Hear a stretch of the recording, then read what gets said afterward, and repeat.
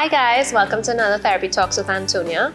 So today I want to talk about a topic that's a little bit awkward for some people. Now, people usually talk about what to do when you're ready to leave a relationship, but I want to talk about some measures that you can put into place whilst you're living in that abusive relationship. Sometimes people aren't ready to leave for whatever personal reasons they have, so I want to give you some measures to safeguard yourself, and if you have kids there, to safeguard them as well.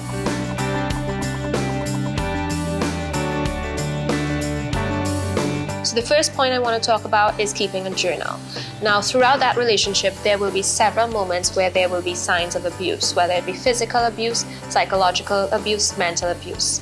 Pictures of injuries, any texts, emails, any type of threatening material that you have, keep it as evidence. Always hold on to these protective tools because you're going to need them if and when you're ever ready to leave your relationship, to prove that you were in an unhealthy relationship, to prove that you were trying to protect yourself and your children, and now you need more help with regards to safety measures from police and the justice team. Another point is to try to make any weapons in and around your house inaccessible to your partner during altercations. Now, this may not always be possible, but if you can identify safer spaces in your house that no weapons or no items that can be used as weapons are accessible to your partner, it would be ideal. But under normal settings, you don't really get to pick and choose where you have a fight. Wherever you know that there is easy access to weapons or items that can be used as weapons, try to hide them.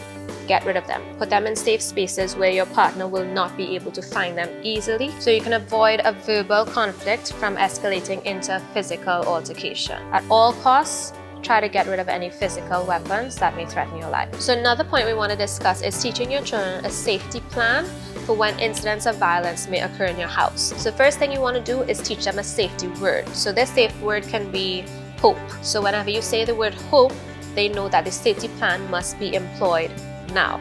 They go into action immediately. So the first thing in a safety plan is developing a safe space. This safe space has to have an escape route in case they need to exit the house to get help externally.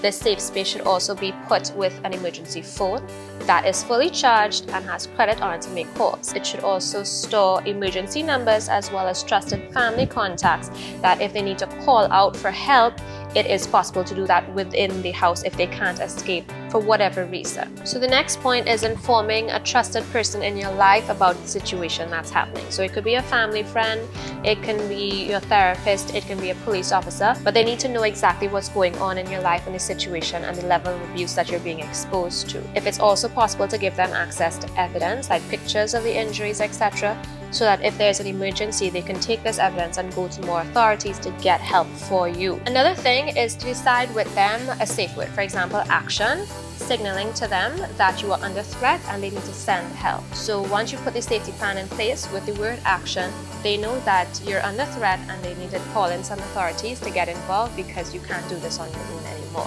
Another point is if extreme circumstances do arise and you're suddenly forced to leave, have a pre-packed suitcase with specific supplies. These supplies include documents such as ID cards, driver's permit, birth certificates, as well as court documents like protection orders, custody agreements, marriage or divorce certificates. Also have cash on hand, a phone book with loved ones' numbers as well as emergency numbers. Have a charged cell phone with a different number that your partner doesn't have access to, as well as change of clothes for you, the kids, toys and safety blankets for the kids, a picture of your abuser so that if you have to describe to anyone what he looks like, they know what he physically looks like in case they have to safeguard you for that. Spare keys for your home, deeds for your home, spare keys for your workplace, safety deposit access, and whatever other important documents or materials that you will need to have access to. Thank you and have a blessed day.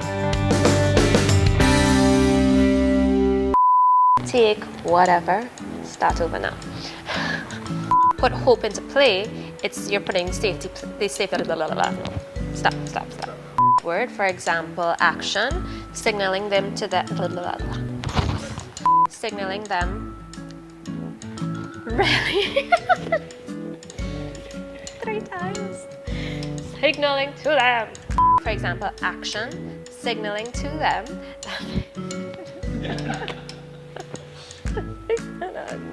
This is such a long take. So much for bloopers.